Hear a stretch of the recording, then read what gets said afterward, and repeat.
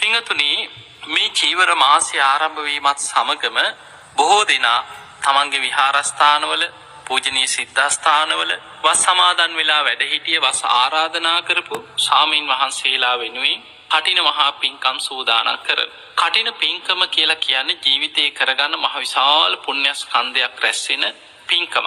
හැබැයි ඔබට හිතෙන්න පුළුවන් ඉතින් ওই කටින පිංකම කරගන්න පුළුවන්. සමහරට පන්සලේ එක දායකයෙක් එක දායක පවුලක් කලාතුරකින් සමහර තැන්වල දායක පවුල් කීපයක් එකතු වෙලා මේ කටින පිංකමක දායකත්වය ධර්මයෙන් කටයුතු කරනවා. ඉතින් ඒ පින යන්නේ යාට විතරනේ කියලා කෙනෙක් හිතන්න පුළුවන්. පිංගතුනි කටින පිංකමත් සමග ඔබ ඒ පිංකමට කටින පෙරහැරකට සම්බන්ධ වෙනවා. ඔබ ඒ කටින චීවරයට අත ගහලා හරි සාදුකාරයක් දීලා අනුමෝදන් වෙනවා. ඒ හැම කටයුත්තකදීම ඔබටත් ඒ කටින පිංකමේ ආනිසංසවල කොටසක් අනුමෝදන් වෙලා ඔබේ ජීවිතය තුලත් මහ විශාල පිනක් රැස් කරගන්න පුළුවන්කම තියෙනවා. අපි දන්නවා බුදුරජාණන් වහන්සේගේ ශාසනය තුල දැන් අපි ගත්තොත් ඒ කාලේ බුදුරජාණන් වහන්සේ වැඩ සිටිය ඒ පරිසරයට යනකොට ඉස්සර මේ වගේ දැන් අද නම් රෙදි තියෙනවා, සිවුරු කඩ ඕනේ තරම් තියෙනවා, අටපිරිකර තියෙනවා, නිතර සිවුරු පූජා කරනවා. හැබැයි බුදුරජාණන් වහන්සේ වැඩ සිටිය කාලේ මේ වගේ රෙදිපිලි නිතර සුලභව සිවුරක්වත් භික්ෂුන් වහන්සේ නමකට හොයාගන්න අමාරුයි. ඒ නිසා බුදුරජාණන් වහන්සේ මුල් කාලේ පැවිදි වෙච්ච ස්වාමීන් වහන්සේලාගෙන් මේ ශාසනික ජීවිතයේ තියෙන අපහසුතාවය ගැන භික්ෂුන් වහන්සේලා පැවිදි වෙන්න අවසර ඉල්ලනකොට බුදුරජාණන් වහන්සේ මුලින්ම ඒ අයගෙන් අහනවා, මහණෙනි මේ පැවිදි ජීවිතේ ටිකක් දුෂ්කරයි, අපහසුයි. දැන් කෙනෙක් පැවිදි වෙන්න අහනකොට ඒ කෙනාගෙන් විමසනවා. සමහර වෙලාවට රජවරු, සිටුවරු, ප්‍රණීත දාන ආරාධනා ලැබෙන්න පුළුවන්, ගෙනහලා පූජා කරන්න පුළුවන්. ඉතින් කලාතුරකින් නමුත් ජීවිතේ සමහර වෙලාවට මොනවා හරි තෙත දෙයකින්, වේලිච්ච දෙයකින්, පිළුණු වෙච්ච දෙයක් ලැබෙන්නත් පුළුවන්. පිණ්ඩපාති ගියාට පස්සේ දානි නොලැබෙන්නත් පුළුවන්. ඉතින් කැමතිද කියලා අහනවා. අනේ ස්වාමීනි භාග්‍යතුන් වහන්සේ අපි විමුක්තිය පිණිස ආහාර ගැන නෙමෙයි අපි හිතන්නේ, අපි කැමතියි කියනවා මේ පැවිදි ජීවිතයට එන්න. ඊළඟට බුදුරජාණන් වහන්සේ අහනවා, ඉතින් ලෙඩක් දුකක් වුණාම හොඳ වෛද්‍යවරයෙක් මුණ ගැහුනොත් හොඳයි, හොඳ බේත් හේත් ටික ලැබුණොත් හොඳයි, නොලැබී තියෙන්නත් පුළුවන්. ඒ කාලේ තිබිලා තියෙනවා පූතිමුත්ත බීසජ්ජ කියලා. කෝකටත් බෙහෙතක් වගේ අර නිකන් සාමාන්‍ය හැම දෙයකම බොන බෙහෙත් තියෙන අන්න ඒ වගේ ඒ කාලේ මේ අරලු ගව මුත්‍රාවල දාලා පල් කරලා හදන බෙහෙතක් හැටියට ওই විනය අටුවාවල සඳහන් වෙනවා මේ පූතිමුත්ත බීසජ්ජ ඒ කාලේ හදපු ක්‍රම. එතකොට මේ කාලයක් අරලු කියන්නේ බොහොම ගුණදායක ඖෂධීය බෙහෙතකට ගන්න දෙයක්. එතකොට මේ අරලු ගව මුත්‍රාවල දාලා තවත් බෙහෙත් වර්ග යොදලා කාලයක් පල් කරලා හදාගන්න බෙහෙතක්. එතකොට මේක ඒ කාලේ නිතර හැම අසනීපයකටම ওই බෙහෙත තමයි පොදුවේ භාවිතා කරලා තියෙන්නේ. බුදුරජාණන් වහන්සේ අහනවා, මහණෙනි ඉතින් කැමතිද මේ සමහර වෙලාවට පැවිදි වුණාට පස්සේ මේ පැවිදි ජීවිතයේ තුල ඒ වගේ පූතිමුත්ත බේසජ්ජ වලින් සමහරට අසනීපයක් වුණාම ওই බෙහෙත විතරක් ලැබෙන්නත් පුළුවන්. හොඳ වෛද්‍යවරයෙක් මුණ ගැහෙන්නොත් හොඳයි. කැමතිද කියලා අහනවා. මේ දුකසේ මේ පැවිදි ජීවිතේ හිතන තරම් ලේසි නෑ කියන. අනේ ස්වාමීනි භාග්‍යතුන් වහන්සේ අපි කැමතියි කියන. අපි විමුක්තිය අරමුණු කරගෙනමයි මේ පැවිදි ජීවිතයට එන්නේ, සැප සම්පත් ලබන්න නෙමෙයි. ඊළඟට බුදුරජාණන් වහන්සේ විමසනවා, හොඳ කුටියක්, ආරාමයක්, විහෙර විහාරස්ථාන, දායකයෝ, රජවරු, සිටුවරු හදලා පූජා කරපු ජීතවනාරාම, වේළුවනාරාම, ඉතින් මේ වගේ ප්‍රධාන තැන් තියෙනවා. කලාතුරකින් කෙනෙකුට එහෙම ආරාමයක් හම්බෙන්න පුළුවන්. හැබැයි පැවිදි ජීවිතය කියන්නේ ගහක් යට ඉන්න වෙන්නත් පුළුවන්. සමහර ලාවට ගල් ගුහාවක් සුද්ධ කරගෙන වැඩ ඉන්න වෙන්නත් පුළුවන්. ජීවිතේ සමහරට පොල් අතුරු කරලා පුංචි කුටියක් ලැබෙන්නත් පුළුවන්. නිදා ගන්න පුංචි මැස්සක් ලැබෙන්නත් පුළුවන්. මැසි මදුරු පීඩා තියෙන මහ වනාන්තරයක වන සතුන් සර්පයන් අතර ජීවිතේ දුකසේ වාසය කරන්න වෙන්නත් පුළුවන්. කැමතිද කියලා අහනවා මේ ඕනේ දෙයකට. අනේ ස්වාමීනි භාග්‍යතුන් වහන්සේ අපි කැමතියි කියලා. ඊළඟට චීවර පැත්තෙන් බුදුරජාන් වහන්සේ විමසනවා, හොඳ සිවුරක්, වටිනා රජවරු, සිටුවරු, වටිනා කසීසලු, හොඳ වටිනා සලු පිළිවෙලින් කරපු වටිනා සිවුරක් ජීවිතේ ලැබෙන අවස්ථාවක් කෙනෙකුට ලැබෙන්නත් පුළුවන්. ඒක ඉතින් පින. හැබැයි සමහර වෙලාවට ඒ කාලෙදී හිඟ නිසා තමයි පාංශුකූල වස්ත්‍ර කියන්නේ. පාංශුකූල කියලා කියන්නේ විසි කරලා දාපු අතහැර මිනියොතපු ඒවාමත් නෙමෙයි, මිනියොතපු ඒවත් ඒවෙන් එකක් තමයි. අතහැරලා සමහර ඒවා තියෙනවා ඉරි කෑල්ලක් තියෙනවා කුණු කූඩේක විසි කරලා. පාරයිනේ තියෙනවා කෑල්ල. එතකොට මේවා අහුලගෙන ඇවිල්ලා එකතු කරගෙන ඇවිල්ලා ඒවෙන් සුදුසු විදිහට මහලා කෑලි හදාගෙන ඔන්න චීවරයක් කරගන්න. බොහෝ වෙලාවට හොඳ රිදි කඩක් යම් මට්ටමින් හරි ඒ කියන්නේ සිවුරකට අවශ්‍ය රෙදි කඩක් හොයාගන්න පුළුවන්කම තිබුණේ ඒ කාලේ සොහොන් වල. ඒකට හේතුව මැරුණාට පස්සේ කොහොම හරි මිනිස්සු දුක් විඳලා ණය වෙලා හරි රෙදි කඩක් හොයාගෙන මිනිහ ඔතලා තමයි ගිහිල්ලා සොහොනකට වීසි කරලා දාලා යන්නේ. ඒක ඒ කාලේ තිබ්බ සම්ප්‍රදාය. දැන් ඔබ හිතන්න වර්තමානයේ කොච්චර දුප්පත් වුණත් කොච්චර අසරණ වුණත් මොන අගහිඟකම් තිබුණත් තමන්ගේ ඥාතියෙක් මිය පරලොව ගියාට පස්සේ කොහොම හරි මිනි පෙට්ටියක් ගන්නවනේ. 20000යි කියයි 30000යි සමහර ඒවා ලක්ෂ ගණන්. හැබැයි කොහොම හරි මරණාධාර සමිතියක ආධාරයෙන් හරි ගමේ මිනිස්සුන්ගෙන් උදව්වෙන් හරි කොහොම හරි මිනි පෙට්ටියක් තමන්ගේ ඥාතිය වෙනුවෙන් කලාතුරකින් ඉතින් යම් ස්වභාවික විපතක් අනතුරක් එවැනි වෙලාවක තමයි අපි දකින්නේ මිනි පෙට්ටියක්වත් ගෙන්න ගන්න බැරි මට්ටමක් එනකොට එක්කෝ කොල කෑලි වල ඉට්‍රේදි වල ඔතලා වල දාපු ඒවා හරි පොදුවේ වලවල් වල දාපු එවැනි දේවල් අපි කලාතුරකින් දකින්. නමුත් කොහොම හරි මේ මිනි පෙට්ටියක් ගෙන්නගෙන තමයි මේ ආදාහන කටයුතු ටික වර්තමානයේ පවා දිලිඳු කෙනෙක් පවා කරන්නේ. ඒ වගේ බුදුරජාණන් වහන්සේගේ කාලේ මැරුණට පස්සේ සුදු රෙදි කඩක ඔතලා මලමිනිය උස්සගෙන ගිහිල්ලා අමු සොහනකට කැලෑවකට වීසි කරලා දාලා යන. ඒ ඇරෙන මේ වගේ වල්ලනවා නෙමෙයි. ඒ නිසා සොහනට ගිහින් දැම්මට පස්සේ අර මිනිය ඔතපු රෙදි ඒවා විසි කරලා දාලා ගිය දේවල්. අන්න ඒවා අහුලගෙන ඇවිල්ලා සමහරු ගෙනලා නැති අය ගිහිල්ලා ගේනවා. තමන්ට මොනවා හරි ඇඳුමක් හදා ගන්නවා. මේ වගේ දෙයකින් හරි. ඒ වගේ භික්ෂුන් වහන්සේලා ඒ වගේ අර විසි කරලා දාලා තියෙන රෙදි කෑලි අරගෙන ඇවිල්ලා සිවුරක් කරව ගන්න. ඒවා තමයි පාංශකූල වස්ත්‍ර පාංශකූල චීවර කියලා කියන්නේ. විසි කරලා දාලා තියෙන රෙදි කෑලි වලින් සකස් කරගන්න චීවර. පින්වතුනි අපේ බුදුරජාණන් වහන්සේ ඔබ දන්නවා උන්වහන්සේ රාජ කුමාරයෙක් පැවිදි වෙන්න පෙර ශාක්‍ය වංශේ එදා ශක්විති රජකමට පවා උරුමකම් කියන්න මහා පුණ්‍ය ශක්තියක් ඇතුව පහළ වෙච්ච මහා පින්වන්ත රාජ කුමාරයෙක්. මේ රාජ සැප සම්පත් අතහැරලා රම්මි සුරම්මි සුබ මාලිගාවන් අතහැරලා තමයි විමුක්තියක් පිණිස පිටත් වෙලා යන්නේ. ඒ යන ගමනේ අහසින් ඇවිල්ලා අටපිරිකර පූජා කරගත්තේ ගටිකාර මහා බ්‍රහ්ම දෙවියන්. අහසින් ඇවිල්ලා අටපිරිකරක් පූජා කරේ. එතකොට උන්වහන්සේට දෙවියන් සිවුරු පූජා කරලා තියෙනවා. සිවුරු පිරිකර. රජවරු වටිනා සලුපිලි චීවර හැටියට පූජා කළා. සමහර අවස්ථා තියෙනවා. අර කුක්කුස මල්ල රන් නූලෙන් වියපු රන් වස්ත්‍ර බුදුරජාණන් වහන්සේට රන්වන් පාට සිවුරු පූජා කරලා තියෙනවා. එතකොට මේ මොනතරම් වටිනා කියන සලුපිලි සිවුරු හැටියට බුදුරජාණන් වහන්සේට ලැබුණා. උන්වහන්සේ අවස්ථාවක කල්පනා කරනවා මම ශ්‍රාවකයන්ට මමත් ආදර්ශමත් විදිහට මහා පාංශකුල චීවරයක් දරා ගන්නට ඕනේ. එහෙම හිතන බුදුරජාණන් වහන්සේ එදා උන්වහන්සේ රජගහ නුවර වැඩ ඉන්න කාලේ හිමිදිරි උදෑසන මහා කරුණා සමාපත්තියේ ලෝකෙ දිහා බලනවා මම සංඝයාට අනුග්‍රහ පිණිස පාංශකුල චීවරයක් දරන්න ඕන කියලා දකින්නකොට මේ නගරේ හිටිය බොහෝම ධනවත් නිවසක පුන්නා කියලා 16ක් මිය පරලොව. මේ 16 මැරුණට පස්සේ මේ 16ගේ මලකුණ සුදු රෙදි කඩ කොතලා ගිහිල්ලා අමු සොහනකට දාලා විසි කරලා දාලා තිබුණා. ඒ වෙනකොට දැන් මේ මලකුණ ගිහිල්ලා සොහන දාලා දින ගණනාවක්.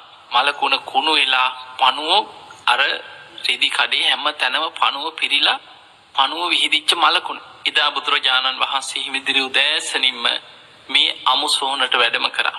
වැඩම කරලා අර පුන්නා 16ගේ මලකුණ ඔතලා තිබිච්ච මේ සුදු රෙදි කඩ ශ්‍රී හස්තයෙන් අල්ලනකොට මහ පොළොව ගිගුරුම් දෙමින් කම්පා වුණා කියන.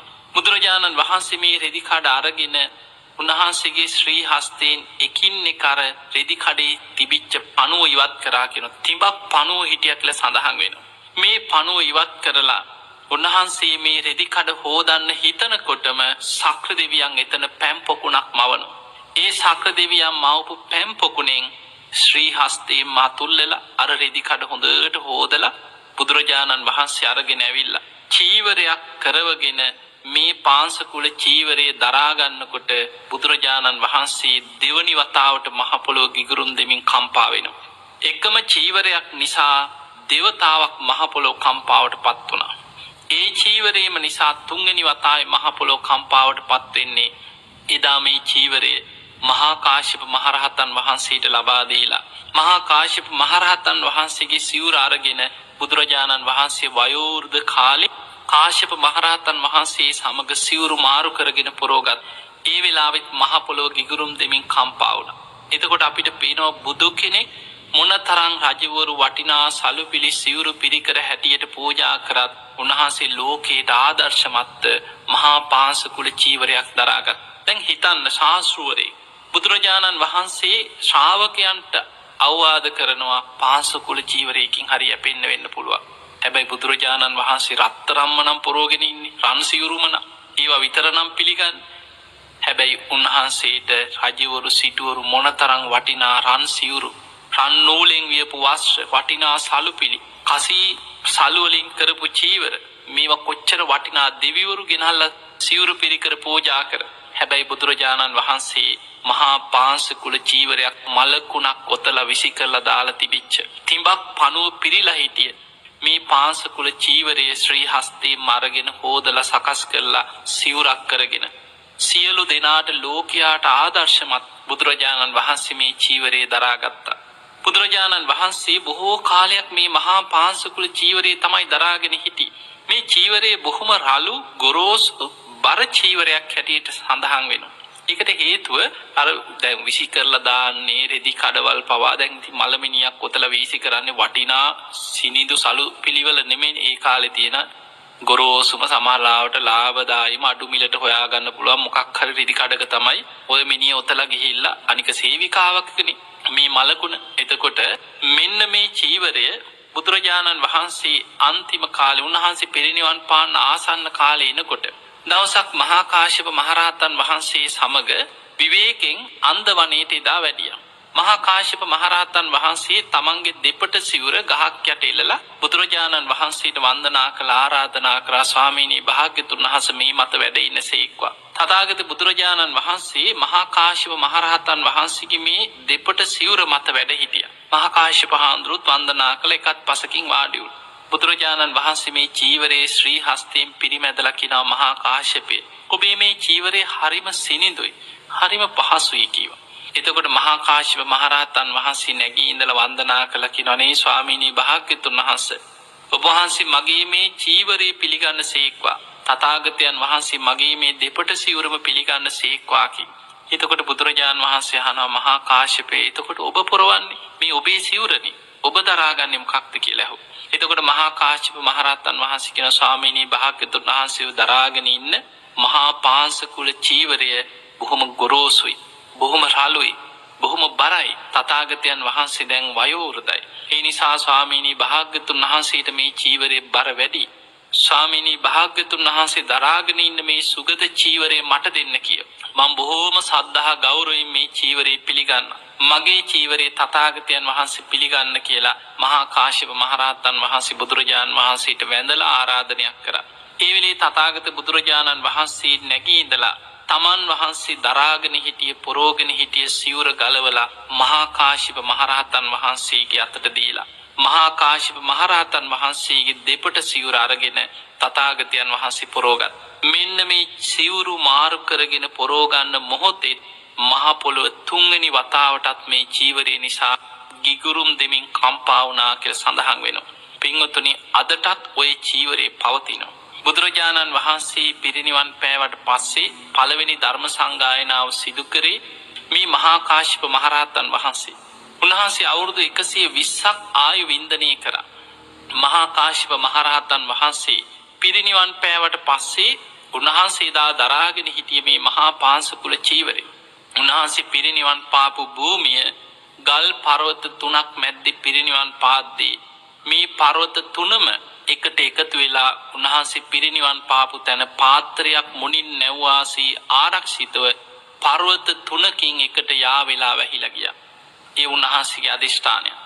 තාමත් උන්වහන්සේගේ දේහයේ මේ පර්වත 3 මැද ඒ ආකාරයෙන්ම පවතින වග තමයි ඉතිහාස දේශනාවල අටුවා කතාවල සඳහන් වෙලා තියෙන්නේ. අදටත් රජගහනුවර ගිරිපාද කිරි කියලා හඳුන්වන මෙන්න මේ කඳු මුදුනේ මේ මහා පර්වත 3 යාවිච්ච තැන කෙනෙකුට කිලෝමීටර් 2-3ක් කඳ උඩට නැගගෙන ගියාට පස්සේ දැක ගන්න පුළුවන්කම තියෙනවා. බොහෝ දෙනා අද එතනට ගිහිල්ලා මහා කාශ්‍යප මහරහතන් වහන්සේ සිහිපත් කරලා මේ පර්වතයට වන්දනා කරමින් පුද පූජා පවත්වන ස්වභාවය අදටත් ඒ භූමියේ පවතිනවා. මෙවැනි ආශ්චර්යමත් කාරණා ධර්මයේ සඳහන් වෙද්දී ඔබට පේනවා එතකොට බුදුරජාණන් වහන්සේගේ කාලේ භික්ෂූන් වහන්සේලාට මේ චීවර හිඟයක් තිබිලා තියෙනවා. ඊළඟ කාරණේ තමයි ඒ කාලේ වස් කාලේ එනකොට බුදුරජාණන් වහන්සේ වැඩ සිටිය කාලේ භික්ෂූන් වහන්සේලා අද මේ ලංකාවේ දැන් අපි ගත්තාම අද අපි පන්සලක් හදාගෙන කොහේ හරි ආරාමයක් භූමියක් මේ මගේ පන්සල මගේ ආරාමය මේ විදිහට මේ මගේ තැන කියලා යම්කිසි තැනක් ගොඩනගාගෙන එතන තමයි බොහෝ දෙනෙක් ජීවිත කාලේ රැඳෙන්නේ. හැබැයි බුදුරජාණන් වහන්සේ වැඩ සිටිය කාලය තුල ප්‍රධාන ආරාම සෙනසුන් තිබුණා. ඒ සියල්ල සංඝ සතු භූමි. සංඝයා වෙනුවෙන් පූජා කරපු සතර දිකින් වඩින මහා සංඝයා උදෙසා සංඝ සතු කළ පූජා කරපු භූමිය. එතකොට එතන ඕනෙම කෙනෙකුට චාරිකාය වඩින කෙනෙක් එතනට එනවා. ඇවිල්ලා දින ගණනාවක් හිටියා ආපහු පිටත් වුණා. එතන එකතැන රැඳෙන ස්වභාවයක් නැහැ. හැබැයි වස් කාලේ එනකොට තමයි භික්ෂුන් වහන්සේලා මේ චාරිකාය වඩින භික්ෂුන් වහන්සේලා ඒ වැස්ස කාලේ ඉන්දියාවේ දා සමාජය ගත්තාම අවුරුද්දේ මාස 3ක් පමණ මහා ධාරානිපාත වර්ෂා ඇදහැලිලා ඒ වහින වැස්සෙන් එකතු වෙන වතුර ටික තමයි ඉතිරි කාලේ වැව් පොකුණු පිරීලා ගංගා දෙකට තලාගෙන ගියාට පස්සේ ඒ අවුරුද්දේ අනික් මාසවල ජනයාගේ ප්‍රයෝජනෙයි පිණිස පවතී. ඒ නිසා මේ කාලේ මහා ධාරානිපාත වර්ෂා ඇදහැලෙන කාලය. බුදුරජාණන් වහන්සේ පහළ වෙන්න පෙර ඒ කාලේ තවුස්දම් පුරපු යම් තාපස පිරිස් ශ්‍රමණ පිරිස් පවා පුරුදු වෙලා හිටියා. මේ වැස්ස කාලේ එනකොට එක තැනක් හොයාගෙන එතනට වෙලා තමන්ගේ ඒ උගන්වන තවුස් ගුණ ධර්ම ඒව රැකගෙන එක තැනක ඉන්නවා. වැස්ස කාලේ ගමන් බිමන් යන්නේ නැහැ. බුදුරජාණන් වහන්සේ මෙන්න මේ ක්‍රමය අනුමත කරමින් බුදුරජාණන් වහන්සේ හැබැයි යම් තීරණයක් ගන්නකොට උන්වහන්සේ බලන්නේ ඒ තුල ජනයාට මොනතරම් අනුග්‍රහයක් ඒ භික්ෂුන් වහන්සේලාට අනුග්‍රහයට නිවන් අවබෝධයට ඒක උපකාර වෙනවද? බුදුරජාණන් වහන්සේ භික්ෂුන් වහන්සේලාට පෙන්වුවේ චරත භික්ඛවේ චාරිකා. මහණෙනි චාරිකාය වඩින්න. බහුජන හිතාය බහුජන සුඛාය. බොහෝ දෙනාට හිත පිනිස බොහෝ දෙනාට සැප පිනිස. අත්තාය හිතාය සුඛාය දේව මනුස්සාන. දෙව් මිනිස් ලෝකයාට හිතසුව පිනිස චාරිකාය වඩින්න. එක මගකින් දෙනමක් යන්නත් එපා කියලා. එතකොට අපිට පේනවා බුදුරජාණන් වහන්සේගේ අරමුණ. කණ්ඩායම් වශයෙන් කතා කර කණ්ඩායම් හැදිලා කට්ටිය කැමති. ඉතින් ස්වාමීන් වහන්සේලා වුණත් කැමති. තනියෙන් යනවට වැඩිය අනේ කවුරු හරි පිරිසක් ඉන්නවා නම් අපිට එකට චාරිකාවයන් මේ පළාත් වලින් අපි ගිහිල්ලා මෙහෙට යන් අර ආරාමෙට යන් කියලා එකතු වෙලා යන්න කැමති. හැබැයි බුදුරජාණන් වහන්සේ භික්ෂුන් වහන්සේලාට පෙන්වුවේ මේ එකතු වෙලා විනෝදෙන් යන චාරිකා ගමන් නෙමෙයි. චරත භික්ඛවේ චාරික. මහණෙනි චාරිකාය වඩින්න. ඒ චාරිකාය වඩින එකේ ඉලක්කය තමයි ආදි කල්යාණ මජ්ජේ කල්යාණ පරියෝසాన කල්යාණ. මුල මැදාග යහපත් සීල සමාධි ප්‍රඥා වලින් යුක්ත කල්යාණ ධර්ම සාත්තං අර්ථ සහිතව සබ්භ්‍යාංජනම් පැහැදිලි ප්‍රකාශන මාධ්‍යකින් පාරිසුද්ධම් බ්‍රහ්මචර්යම් පකාසීති. මේ පිරිසිදු නිවන් මඟ දේශනා කරමින් වඩින්. අන්න ඉලක්ක දෙව් මිනිස් ලෝකයාට අනුග්‍රහ පිණිස අත්තාය හිතාය සුඛාය දේව මනුස්සාන. ගමක නියම් ගමක ගිහිල්ලා බණ කිව්වත් ගමේ 5-6 දෙනෙක් බණ අහන්න වාඩි වුණත් ඒ ප්‍රදේශයේ ඉන්න බෝමාටු දෙවියන්ගේ පටන් බොහෝ දෙව් බඹුන් මේ දේශන අහන්න අහසේ රැස් වෙනවා. ඒ නිසා ගම් නියම් ගම් පුරා වඩිමින් දහම් දේශනකොට ඒ දේශනාවෙන් ධර්මාවබෝධය ලබන්නේ මනුලෝ මිනිස්සු විතරක් නෙමෙයි. අත්තාය හිතාය සුඛාය දේව මනුස්සාන. දේව මිනිස් ලෝකයාගේම හිතසුව පිණිස චාරිකාය වඩින්.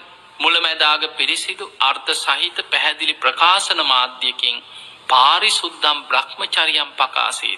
පිරිසිදු නිවන් මඟම දේශනා කරමින් වඩින්න කියලා තමයි බුදුරජාණන් වහන්සේදා භික්ෂුන් වහන්සේලා ප්‍රථම රහත් මේ 69 චාරිකාය පිටත් කළ ඇරි. ඒක තමයි බුදුරජාණන් වහන්සේගේ අරමුණ. මේ චාරිකාය වඩිනකොට සංඝයා පමණක් චාරිකාවේ පිටත් කළ බුදුරජාණන් වහන්සේ එක තැනකට වෙලා වැඩ හිටියන් නොවේ. තථාගත බුදුරජාණන් වහන්සේ වස් කාලේ එනකොට වස් සමාදන් වෙන. උන්වහන්සේ පළවෙනිම වස් කාලේ ගත කරේ ඉසිපතන මිගදායේ මූල ගන්ධ කුටි විහාරේ. මූල ගන්ධ කුටිය කියන්නේ මුලින්ම වස් සමාදන් වෙලා මුල්ම කාලේ වැඩ හිටිය කුටිය මූල ගන්ධ කුටිය. බුදුරජාණන් වහන්සේ පළවෙනි වස් කාලේ ගත කරා. උන්වහන්සේ දෙවනි වස් කාලේ ගත කරේ රජගහනුවර වේළුවනාරාම. තුන්වෙනි වස් කාලෙත් වේළුවනාරාමේ ගත කරනවා. එතකොට බුදුරජාණන් වහන්සේ මේ විදිහට උන්වහන්සේ වැඩ සිටි අවුරුදු 45ක කාලය තුල බොහෝ කාලයක් උන්වහන්සේ වස් සමාදන් වෙලා වැඩ ඉඳලා තියෙන වස් කාල 19ක්ම සවැත් නුවර ජේතවනාරාමේ. වස් කාල 6ක් වැඩ ඉඳලා තිනවා පූර්වාරාමි සවැත් නුවර විසාකාව කරපු ආරාම. මේ විදිහට ගත්තාම බුදුරජාණන් වහන්සේ මේ වැස්ස කාලේ වස් කාලේ එනකොට එක තැනක වස් සමාදන් වෙලා වැඩ හිටියා. ඒ වස් මාස 3 වැඩ ඉඳලා වස් පවාරණයෙන් පස්සේ බුදුරජාණන් වහන්සේ සංඝයාම පෙරටු කරගෙන ගම් නියම් ගම් පුරා බොහෝ සංඝ පිරිස් පිරිවරාගෙන චාරිකායි පිටත් වෙනවා. ධර්ම ප්‍රචාරයට වඩිනවා. ඒ වඩින ගමන මහා මණ්ඩල චාරිකා, මධ්‍ය මණ්ඩල චාරිකා, මණ්ඩල චාරිකා මේ විදිහට හඳුන්වනවා. එතන මහා මණ්ඩල චාරිකාව කියන්නේ පළවෙනි වස් මාස 3 වස් සමාදන් වෙලා වස් පවාරණී කරනවා සමගම චාරිකායි පිටත් වෙනවා. එතකොට මේ චාරිකා ගමනට මාස 9ක් ගත වෙනවා. මාස 9ම ඊළඟ වස් කාලේ එනකම්ම ගම් නියම් ගම් පුරා බොහෝ දුරක් ධර්ම දේශනා කරමින් ධර්ම ප්‍රචාරය කරමින් මගතුටි හම්බෙන අයට නිවන් මඟ පෙන්නමින් බුදුරජාණන් වහන්සේ සංඝ පිරිස පිරිවරාගෙන යම් යම් ප්‍රදේශවල චාරිකාවේ වඩිනවා. එතකොට මේ ගමනට යොදුන් 800ක පමණ දුරක් ඇතුළත් වෙනවා කියලා සඳහන් වෙනවා. ඒකට පුංචි දුරක් නෙමෙයි, යොදුනක් කියන්නේ සැතපුම් 16ක්. එතකොට මාස 9ක් තිස්සේම මේ ගම් නියම් ගම් පුරා විශාල දුරක් බුදුරජාණන් වහන්සේ මේ දඹදිව් තලයේ සිසාරා වඩිනවා. ඊළඟට මධ්‍ය මණ්ඩල චාරිකාවට අයිති වෙන්නේ මාස 8යි. බුදුරජාණන් වහන්සේ වස් මාස 3 අවසන් වෙලා උන්වහන්සේ බලනවා තව මාසයක් මෙතන රැඳුනොත් මේ වස් සමාදන් වෙච්ච භික්ෂුන් වහන්සේලා අතරින් බොහෝ පිරිසක් මාර්ගඵල ලබනවා. මේ වස් මාස 3 උන්වහන්සේලා එක තැනක ආධ්‍යාත්මික ගුණධර්ම වැඩිම තුල උන්වහන්සේලාගේ දැන් හොඳට සීල සමාධි ප්‍රඥා වැඩිලා ධර්මාවබෝධයට හිත නැඹුරු වෙලා තියෙන්නේ. තව සතියක් දෙකක් තුනක් පරිම මාසයක් මෙතන රැඳුනොත් මේ ඉන්න භික්ෂුන් වහන්සේලා අතරින් බොහෝ පිරිසක් මාර්ගඵල ලබනවා. ඒ විතරක් නෙමෙයි මේ ප්‍රදේශයේ ඉන්න මිනිස්සු අතරිනුත් බොහෝ පිරිසකට ධර්මාවබෝධය ලබන්න පුළුවන් තව මාසයක් මෙතන හිටියෝ. බුදුරජාණන් වහන්සේ මහා කරුණා ඇසින් මේ කාරණේ දැක්කට පස්සේ බුදුරජාණන් වහන්සේ එතන වස් මාස 3 අවසන් වෙලා තවත් මාසයක් වැඩ ඉන්නවා එතන. වැඩ ඉඳලා බුදුරජාණන් වහන්සේ චාරිකාවේ පිටත් වෙනවා. ඒ ගමනට අයිති වෙන්නේ මාස 8යි. ඒකට කියනවා මධ්‍ය මණ්ඩල චාරිකාව. මේ මධ්‍ය මණ්ඩල චාරිකාවේදී යොදුන් 800ක පමණ දුරක් බුදුරජාණන් වහන්සේ මහා මණ්ඩල චාරිකාවේ වඩිනවා. මධ්‍ය මණ්ඩල චාරිකාවට යොදුන් 600ක් විතර දුරක් වඩිනවා කියන. යොදුන් 600ක් පමණ දුර වඩිනකොට ඒ මගතොටේ හම්බෙන අයටත් නිවන් මඟ පෙන්නමින් තමයි මේ ගමන බොහෝ දුරක් වඩින්නේ බුදුරජාණන් වහන්සේ. ඊළඟට ඔය වගේම බුදුරජාණන් වහන්සේ මහා කරුණා බුදු ඇසින් බලනකොට දකිනවා වස් මාස 3 ඉවර වෙලා තව මාසයක් ඉඳලා තවත් සතියක් දෙකක් මාසයක් උපරිම මෙතන රැඳෙන්න පුළුවන් නම් මේ ඉන්න භික්ෂුන් වහන්සේලා අතරින් විශාල පිරිසක් මෙතනදිම මාර්ගඵල ලබනවා. උතුම් නිවනටපත් වෙනවා. බොහෝ පිරිසක් ධර්මාවබෝධයට උදී ජනයා දන්පැන් දෙන සිව්පසෙන් අපෝපස්ථාන කරන මේ නගරවාසී මේ ප්‍රදේශවල මිනිස්සුන්ගේ හිත ධර්මාවබෝධයට නැඹුරු වෙච්ච වෙලාව. ඒ නිසා ඔවුන්ටත් අනුග්‍රහ පිණිස තවත් වැඩිපුර මාසයක් රැඳිය යුතුයි කියලා කල්පනා කරලා වස් මාස 3ට අමතරව තව මාස 2ක් එතන රැඳෙනවා. එහෙම රැඳිලා බුදුරජාණන් වහන්සේ සංඝ පිරිස සමග පිටත් වෙනවා. මේ ගමනට අයිති වෙන්නේ මාස 7යි. යොදුන් 400ක් පමණ දුර මේ මාස 7 පුරා බුදුරජාණන් වහන්සේ ගම් නියම් ගම් පුරා වැඩම කරනවා. එතකොට බලන්න බුදුරජාණන් වහන්සේ පවා වස් කාලේ තමයි එක තැනක වැඩ ඉඳීමේ වස් සමාදන් වෙන්නේ. වස් පවාරණී කරාට පස්සේ බුදුරජාණන් වහන්සේ මේ චාරිකාවේ පිටත් වෙලා ධර්ම ප්‍රචාරයට වඩින කාලේ. එතකොට හිතන්න මෙන්න මේ ක්‍රමේ එදා බුදුරජාණන් වහන්සේ වැඩ සිටිය දඹදිව ඒ භික්ෂු සමාජය තුල පැවතිච්ච නිසා වස් කාලේ එනකොට දායකයෝ සූදානම් වෙලා හිටියා ආරාමයක් සෙනසුනක් ඉක්මනට ඉදි කරනවා. ස්වාමීන් වහන්සේලා අනේ අපේ ගමේ අපේ නගරේ අපේ ප්‍රදේශයේ භික්ෂුන් වහන්සේලා වස් සමාදන් කරගත යුතුයි කියලා. ඉක්මනට කුටි සෙනසුන් ඉදි කරලා සකස් කරලා ආරාම එක්ක ගල්ලෙන් ටිකක් හරි සුද්ධ කරලා ස්වාමීන් වහන්සේලාට වස් ආරාධනා කරලා තමන්ගේ ප්‍රදේශේ වස් සමාදන් වෙන්න භික්ෂුන් වහන්සේලාව වස් ආරාධනා කරලා නවත්ත ගන්නවා. ඒ ආරාධනා කරනකොට ආරාධනා කරන්නේ ස්වාමීනි ඔබ වහන්සේලා මෙහි වස් සමාදන් වෙලා වැඩ ඉන්න. ඔබ වහන්සේලාට අවශ්‍ය සිව්පසේ වෙනද වගේ පින්ඩපාතේ වඩින්න අවශ්‍ය නැහැ. අපි දාන ටික ගෙනල්ලා පූජා කරන්න. ඔබ වහන්සේලා ගැන අපි හොඳට හොයලා බලන්න.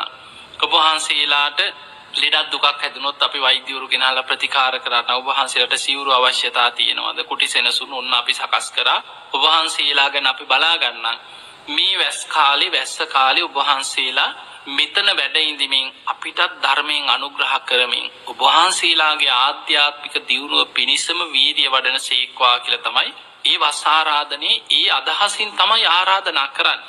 එතකොට මේ විදිහට භික්ෂුන් වහන්සේලා එක තැනක නතර වෙලා මේ වස් කාලය තුල බොහෝ ආධ්‍යාත්මික ගුණධර්ම පුරාගත් තමන්ගේ විමුක්තිය වැඩිපුරම භික්ෂුන් වහන්සේලා මාර්ගඵල ලබාගෙන නිවන් අවබෝධ කරගන්නේ මේ වස් කාලේ. මොකද උන්වහන්සේලා එක තැනකට වෙලා බණ භාවනා කරගෙන ධර්මයේ දියුණු කරගන්න වැඩිපුරම තමන්ගේ ආධ්‍යාත්මයේ පිරිසිදු කරගන්න තමන් ධර්මාවබෝධයට වඩන කාලය තමයි වස් කාලය. ඒ නිසා ඒ කාලේ අප උපස්ථාන කරන දායකයන්ට පවා වැඩිපුර පින් රැස් වෙනවා. ඒ නිවන් අවබෝධ කරන්න මහන්සි ගන්න බණ භාවනා කරන ආධ්‍යාත්මික දියුණුවට මාර්ගඵල අවබෝධයට වෙහෙසෙන භික්ෂුන් වහන්සේලාට මේ කාලය තුල වස් ආරාධනා කරන පිරිස මේ සිව්පසෙන් අප උපස්ථාන කරන්නේ. එතකොට එදා දඹදිව තලයේ තුල ඔය වැස්ස කාලය ඉවර වෙනකොට ඔන්න වස් පවාරණය කරලා භික්ෂුන් වහන්සේලා චාරිකාය වඩින්න පිටත් වෙනකොට මේ කටිනේ කියන එක යෙදෙන්නේ මෙන්න මේ විදිහට. ඒ තමයි එදා ඔය වස් සමාදන් වෙන භික්ෂුන් වහන්සේලා චාරිකාවේ වඩින එකනේ උන්වහන්සේලා ගම්නියම් ගම්පුරා හැමතැනම බණ කිය ධර්ම ප්‍රචාරය කරමින් නිවන් මඟ පෙන්වමින් වඩිනවා. මේ භික්ෂුන් වහන්සේලා එක තැනකට වස් කාලේ එනකොට දැන් කලින් සැලසුම් කරනවා ඈත උම වඩිනකොට දැන් වස් කාලේ ආරම්භ වෙන්න තව සතියයි. තව මාසයයි තියෙන අපි කොහෙද වස් සමාදන් වෙන තැනක් හොයාගන්න කියලා කලින් භික්ෂුන් වහන්සේලා දැන් චාරිකාය වඩනකොට කල්පනා කරනවා අපිට සවැත් නුවරට නම් තව යොදුන් මෙච්චරක් තියෙනවා. අපිට රජගහ නුවරට ය아가න්න පුළුවන් වුණොත් තව සති දෙකකින් අපිට එහෙ වස් සමාදන් වෙන්න පුළුවන්.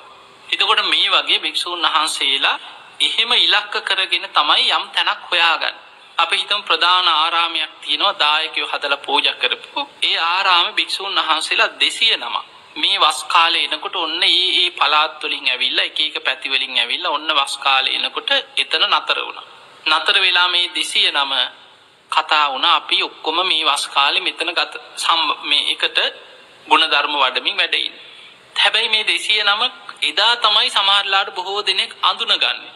සමහරු සවැත් නුවර පැවිදි වෙච්ච අය, සමහරු කුසිනාරාවේ පැවිදි වෙච්ච අය, සමහරු ඉන්න පුළුවන් ශාක්‍ය ජනපදයේ බුදුරජාන් වහන්සේගේ වැඩම කරපු කාලේ බණහලා පැවිදි වෙච්ච අය, සමහරු එක ප්‍රත්‍යන්ත දේශවලින් බුදුරජාන් වහන්සේ හොයාගෙන ඇවිල්ලා පැවිදි වෙච්ච අය.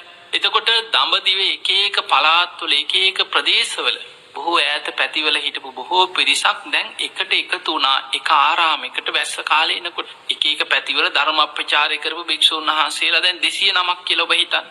මේ 209ම එකට එකතු වෙලා ධර්ම සාකච්ඡා කරනවා, එකට බණ භාවනා කරනවා, එකට ධර්ම සාකච්ඡා කරමින් විමුක්තිය පිණිස එක කාලයක් මාස 3ක පමණ කාලයක් එක තැනක වැඩ ඉන්නවා.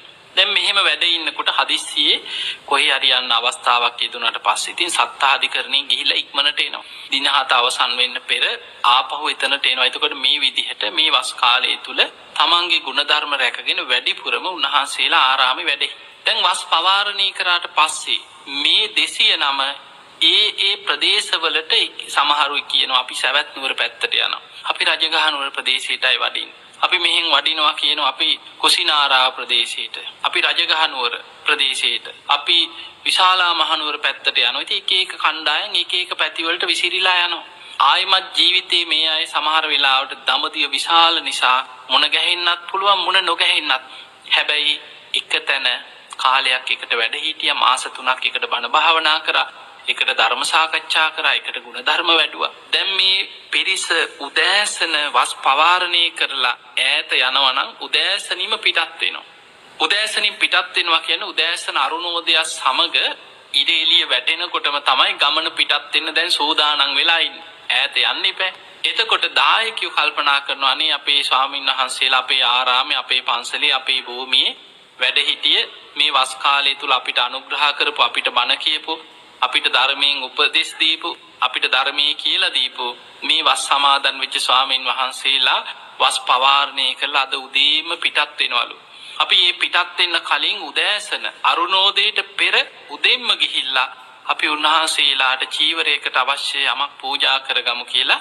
අන්න ඒක නිසා තමයි උදෑසනම පිරිස එකතු වෙලා ඉක්මනට එක්ක රෙදි කඩක් සකස් කරගන්නවා, හොයාගන්නවා, එක්ක සකස් කරගෙන වියාගන්නවා.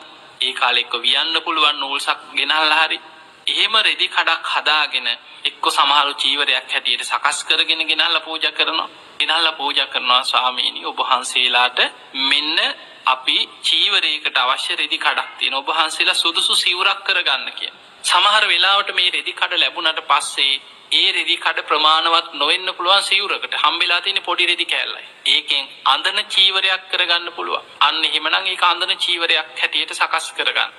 සමහර වෙලාවට දායකයෝ පූජා කරලා තියෙන ඒ රෙදි කඩ තනිපොට සිවුරකට ප්‍රමාණවත් නම් තනිපොට චීවරයක් කරනවා. දෙපොට සිවුරකට ප්‍රමාණවත් විදිහේ විශාල රෙදි කඩක් නම් අන්න දෙපොට චීවරයක් කරගන්න. එතකොට දැන් සංඝයා පිටත් වෙන්න පෙර ඉක්මනට මේ ලැබිච්ච රෙදි කඩෙන් චීවරයක් සකස් කරගෙන දැන් ආය චාරිකාය වඩින්න බෑ බොහෝ දුර. මේ සංඝයා පොයි සීමාවකට එකතු වෙනවා. එකතු වෙලා දැන් මේ 209ක් නම් එතන වස් සමාදන් වෙලා වැඩ සිටියේ. මේ පිරිස අතර ඉන්නවා සිවුරු ඉරිච්චා ඉන්න පුළුවන්. හරියට 3 සිවුරු සම්පූර්ණ නැති අය ඉන්න පුළුවන්. චීවර අඩුපාඩුකම් තියෙනවා නේ සිවුරක් හොයාගන්න බැරි කෙනෙක් ඉන්න පුළුවන්. ඒ නිසා මේ වස් සමාදන් වෙලා වැඩ සිටිය 209ක් භික්ෂුන් වහන්සේලා අතරින් සුපේසල ශික්ෂාකාමී වස් කාලය තුල හොඳට වස් සමාදන් වෙලා ඒ වස් කඩාගන්නේ නැතුව හොඳට ගුණධර්ම රැකපු මේ ස්වාමීන් වහන්සේව සංඝ සම්මුතියෙන් තෝරගෙන ඒ ස්වාමීන් වහන්සේට මේ චීවරය පිරිනමනවා. අන්න ඒක විනය කර්මයක් හැටියට කෙරෙන සංඝයාගේ කටයුතු. අන්නේ විනය කර්මයේ තමයි කටිනේ හැටියට හැඳින්වෙන්නේ. ඒ විනය කර්මයේ වෙනුවෙන් අවශ්‍ය චීවරය පූජා කර ගැනීම කටින චීවර පූජාව හැටියට හඳුන්වනවා. එතකොට ওই විදිහට තමයි එදා බුදුරජාණන් වහන්සේගේ කාලේ මේ උදෑසනින් කටිනේ පූජා කර ගැනීම ඊළඟට භික්ෂුන් වහන්සේලා දැන් සමහර වෙලාවට සංඝයා එකතු වෙලා මේ චීවරය දෙනවා නායක හාමුදුරන්ට එදා වැඩ හිටිය. ස්වාමීනි මෙන්න ඔබ වහන්සේ මේ චීවරය පිළිගන්න. අපි හිතමු උන්වහන්සේට සිවුරු සම්පූර්ණයි. උන්වහන්සේ කියනවා මගේ සිවුරු හොඳයි, මගේ සිවුරු සම්පූර්ණයි, මට 3 සිවුරු සම්පූර්ණයි. ඒ නිසා ඔබ මම මේක පිළිගත්තා. නමුත් මෙන්න මගෙන් ඔබ වහන්සේ ඊළඟට කෙනෙකුට දෙනවා. උන්වහන්සේත් බලලා කියනවා මගේ සිවුරු දැන් සම්පූර්ණයි. මට සිවුරු තියෙනවා. ඔබ වහන්සේගේ සිවුරු අඩුවක් තියෙනවා නේද? එහෙනම් ඔබ වහන්සේ පිළිගන්න. එතකොට මේ විදිහට මේ සංඝයා සමගියෙන් මේ චීවරය ඒ භික්ෂුන් වහන්සේලා අතර මේ සුදුසු සුපේසල ශික්ෂාකාමී වස් කාලය තුල හොඳට ගුණධර්ම පුරාගත්ත මේ ස්වාමීන් වහන්සේ තෝරලා සිවුරු අඩුපාඩු තියෙන කෙනෙකුට මේ චීවරය පිරිනමන. එතකොට මේ විදිහට තමයි මේ කටින චීවරේ පූජා කිරීම සිද්ධ වෙන්නේ. එතකොට මේ සිවුර කටින චීවරයක්. දැන් අපිට සිවුරු පූජා කරන්න පුළුවන් ඕන තරම් හැමදාම සල්ලි තියෙනවා නම් සිවුරු කඩ තියෙනවා, අටපිරිකර කඩ තියෙනවා ඕන තරම් සිවුරු දවස ගානේ පූජා කරන්න පුළුවන්. නමුත් මේ පෙන්නන පින්කම වස් පවාරණී කරලා මේ සිදු කරන කටින පින්කමේදී එකම චීවරයක් තමයි කටින චීවරය හැටියට පූජා කරන්නේ. හැබැයි කටින චීවරය හැටියට එකම චීවරයක් පූජා කරාට තවත් චීවර අනෙක් ස්වාමීන් වහන්සේලා වෙනුවෙන් තවත් චීවර පූජා කරන්න පුළුවන්. ඒවා වස්සාවාසික චීවර හැටියට හඳුන්වනවා. එතකොට කටින චීවරයක් හැටියට විනය කර්මයට අදාළ වෙන විදිහේ ප්‍රධාන චීවරයක් පූජා කරනවා. ඊට අමතරව බොහෝ විට ගත්තාම අද ස්වාමීන් වහන්සේලා 100ක් නමක්ද 209ක්ද 59ක්ද 19ක්ද ඒ ස්වාමීන් වහන්සේලාට දායකයෝ අටපිරිකර තව සිවුරු පිරිකර බොහෝ පිරිකර පූජා කරනවා. එතකොට මේ විදිහට තමයි මේ සියලු පූජාවන්. හැබැයි කටින පින්කමත් එක්ක යෙදෙන මේ සියලු පූජාවන් කටිනානිසංසත් එක්ක එකතු වෙන නිසා ඒ සියල්ලේ පින වෙනදට වඩා බොහොම බලවත්. ඒ නිසා පින්වතුනි මේ වස් කාලය තුල මේ කටින කාලය තුල අද අපිට බුදුරජාණන් වහන්සේගේ සමාජයේ එදා තිබ්බ පරිසරයට වඩා පරිසරයම් වෙනස්කම් තියෙන. අද අපිට ගත්තාම කෙනෙකුට හිතෙන්න පුළුවන් ලංකාවේ දැන් ඔන්න වස් පවාරණී කරපු දවසින් ඉඳන්නේ දැන් වහින්නේ. හරිනම් දැන්නේ වස් වසන්න ඕනේ. ලංකාවට ඕක ගැලපෙනවත්. ඒ කාලේ මාස 3 වැස්සේ ලංකාවේ එහෙනම් නිවිත දිග මෝසම අල්ලලා නිවස් වසන්න ඕනේ. ඊසාන දිග මෝසම එනකොට ඊ පැත්තේ අය වස් වසන්න ඕනේ. එහෙම එක තර්ක විතර්ක කෙනෙකුට හිතෙන්න පුළුවන්. හැබැයි මේ පවත්වගෙන යන්නේ අඛණ්ඩව අවිච්ඡින්නව පවත්වගෙන යන්නේ බුදුරජාණන් වහන්සේ යමක් පැනෙව්වද එදා මහා කරුණාවෙන් ශාස්ත්‍රීය ගෞරවය තුල මේ බුද්ධ ශාසනය තුල පැවිදි වෙන භික්ෂුන් වහන්සේලා ඒ විනය ශික්ෂාපද බුදුරජාණන් වහන්සේගේ අවවාද ඒවා Tamanට ඕන විදිහට වෙනස් කරගන්නේ නැතුව ඒ විනය ගෞරවයෙන් තමයි ඒක අදටත් පවත්වගෙන යන්නේ.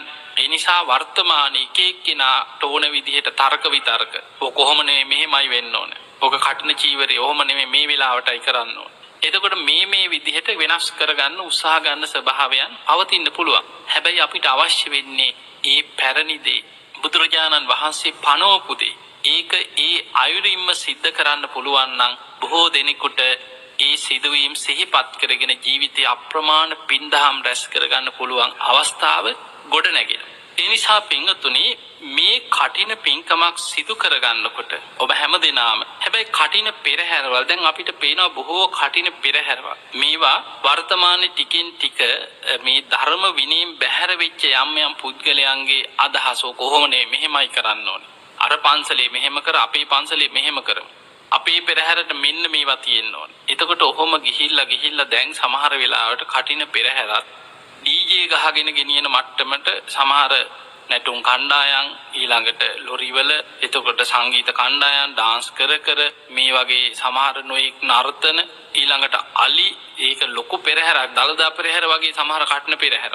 එතකොට මේ මට්ටමටපත් වෙලා සමහර ලාවට දකින්නකොට මිනිස්සු නොයෙක් නිඳා කරන බණින මට්ටමට ඊළඟට එක එක විදිහේ නැටුම් කණ්ඩායම් අරගෙන මෙන්න මේ ස්වරූපයට වෙන පැතිවලට යනවා. නමුත් සැබෑ කටින පින්කමකදී මිනිස්සු සාදුකාර දෙමින් බුදු ගුණ කියමින් දහම් ගුණ සංඝ ගුණ කියමින් භික්ෂුන් වහන්සේලා වෙනුවෙන් අනේ මේ වස් සමාදන් වෙච්ච භික්ෂුන් වහන්සේලාට අපි මේ කටින චීවරේ පූජා කරනවා කියන චේතනාව තුළ වැදගත්ම දේ තමයි පුනුරුවන් ගුණ කියා සද්ධාවෙන් මේ කටින චීවරේ පෙරහැරෙන් අරගෙන එන්න.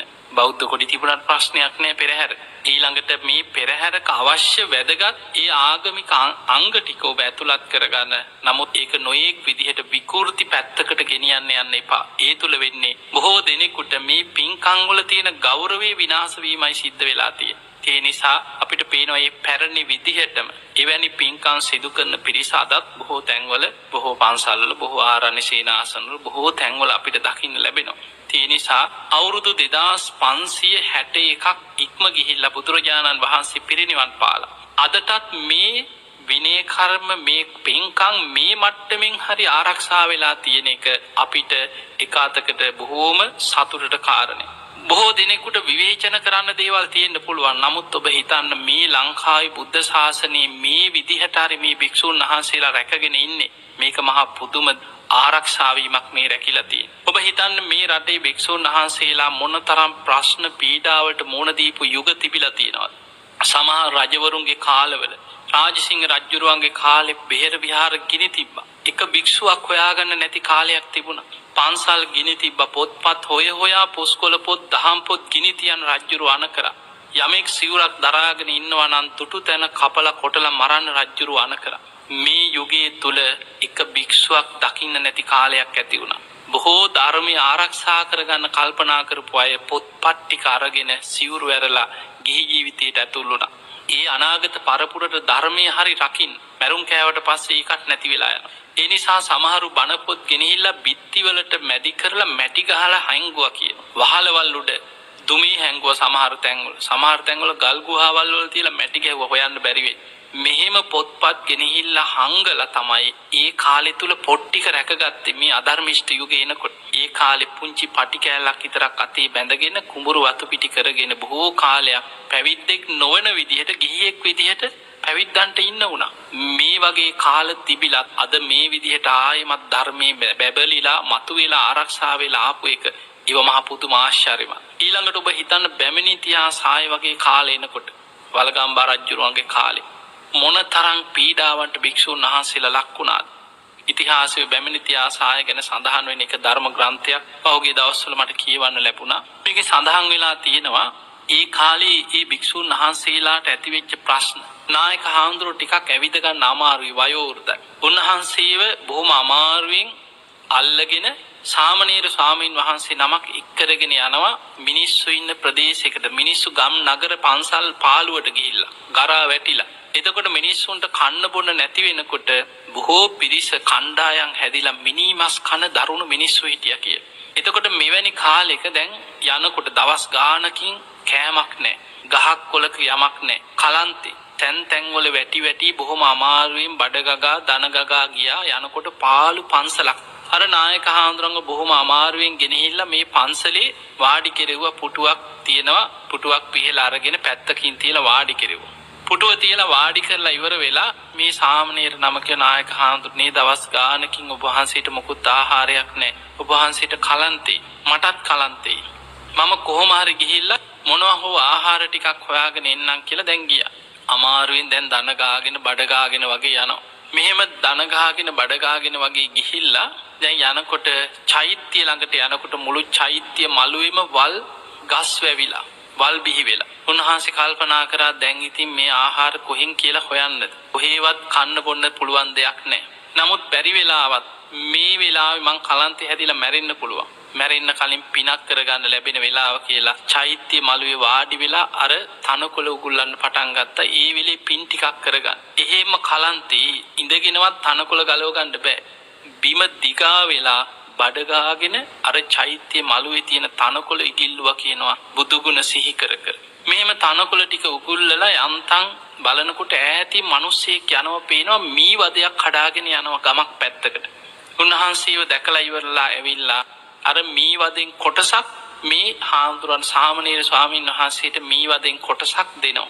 දීලා කියනවා ස්වාමීනි මේ ප්‍රදේශේ ඉන්න එපා කියනවා දරුණු මිනිස්සු ඉන්නේ. ඒ නිසා ඔබ වහන්සේ මෙහෙන් යන්න. අන්න අර ඈත තියෙනවා ගමක් ඒ පැත්තට වඩින්න කියලා අර මී වදෙන් කොටසක් දීලා මේ මිනිස්සයා පිටත් වෙලා ගියා. මේ පුංචි සාමණේර හාමුදුරන් වහන්සේ මී වදේ අර ලැබිච්ච කොටස අරගෙන කල්පනා කරානේ අපේ නායක හාමුදුරු කලන්තෙන් ඉන්නේ. උන්වහන්සේට ඉක්මනට කොටසක් දෙන්න ඕන කියලා අර ලැබිච්ච කොටස අරගෙන අමාරුවෙන් කලන්තේ නායක හාමුදුරුව හිටපු තැනට යනකොට මිනි මස් කන ඇවිල්ලා නායක හාමුදුරුව උස්සගෙන ගිහි මරාගෙන මස් කරගෙන කන්න. එතකොට බලන්න මෙන්න මෙහෙම කාලයක් මේ රටේ තිබිලා තියෙනවා. භික්ෂූන් වහන්සේලා මරාගෙන කාපු මිනිස්සු හිටපු සමාජය මේ රටේ ඉතිහාසයේ කන්න නැති යුගවල බැමිණිතියා සාය වගේ මේ සාගත නියග ඇතිවෙච්ච කාලවල මේ රටේ පැවතුණා. එතකොට මේ වගේ යුගවල මේ වගේ විනාශකාරී යුග තිබිලත් ආයෙමත් ධර්මයේ බලවත් වුණා. ඔබ අහලා ඇති කාලිංග මාග 24000ක මේ සේනාවක් අරගෙන ගිහිල්ලා බෙහෙර විහාර ගිනි තිබ්බ පන්සල් විනාශ කර කර ගිනි තිය ගියා. චන්ද්‍රබහනු මේ වගේ මහා විනාශකාරී පෞකාර යුග ඊළඟට පෘතුගීසි ලන්දේසි ඉංග්‍රීසි යුගවල අවුරුදු 400කට ආසන්න කාලයක් මේ අධිරාජ්‍යවාදීන් යටතේ පැවතිලා මේ ශාසනය විනාශ වේගෙන ගිය කාල තිබුණා. එතකොට මෙවැනි මහා අවාසනාවන්ත කාලවලින් පසුව මේ ධර්මය අද වෙනකොට ආයමත් මහා පිනකට මතුවලා බලවත් වෙලාවක්. ඉතින් ඒ නිසා බුදුරජාණන් වහන්සේ පිරිනිවන් පාල අවුරුදු 2500 ගානකට පස්සේ අද ආයමත් ඒ දහම් පොත්පත් ධර්ම ග්‍රන්ථ මේ වලුතෙන් ආයමත් ඒවා පරිවර්තනය වෙලා පොත්පත් ටික අර රැකලා අරගෙන මේවෙන් ධර්මයේ මතුවලා දැන් අපිට මේ කාලේ ගොඩක් පින්කම් කරන්න ලැබෙන කාලයක්. ඔබ හිතන්න මීට අවුරුදු 30 40කට 50කට එහා ඔබේ ආච්චිලා සීයලාට මේ තරම් ශ්‍රද්ධාව තිබුණත් පින් කරගන්න පුළුවන් කාලයක් රටේ තිබුණේ නැහැ. අවුරුදු 30කට 20කට එහා ගත්තත් එහෙමයි. අවුරුදු 30ක දීර්ඝ යුද්ධයක් පැවතිච්ච රටක් මේ.